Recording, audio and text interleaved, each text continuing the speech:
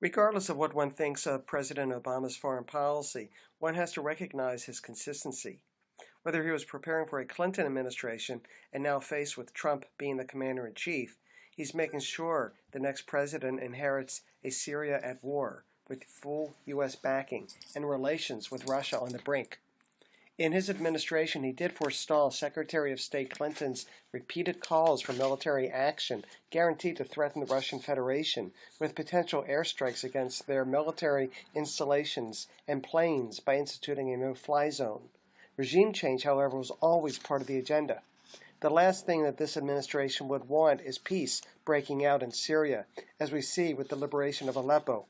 It's hard to have regime change when the Syrian army and Assad are hailed as liberators. Continuing to arm the rebels, most likely ISIS and other such fanatics, only exacerbates the tensions and warring going on. Regardless of what U.S. foreign policy claims it is, there is no legal justification for them to even be in Syria, let alone arming Takfiri rebels to take down the legitimate government and install a tyrannical religious regime. One would argue that the Assad regime was also tyrannical, but that's for the Syrian people to decide. He did win a large majority in his last election, however one views the results or how it was conducted.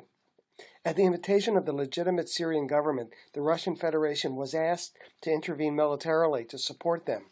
Already having a military installation there going back decades, inviting them was the reasonable thing to do. Only they could have helped to take on the foreign and Western armed terrorists overrunning Syria. It is outright hubris and imperialistic designs for the U.S. to be taking this position. They know the Russian economy is weak, and extending their military into this region can only add to the pressures on them, all to the U.S.'s advantage. President Reagan did defeat the communist Soviet Union by having them go bankrupt before the U.S. did over military spending.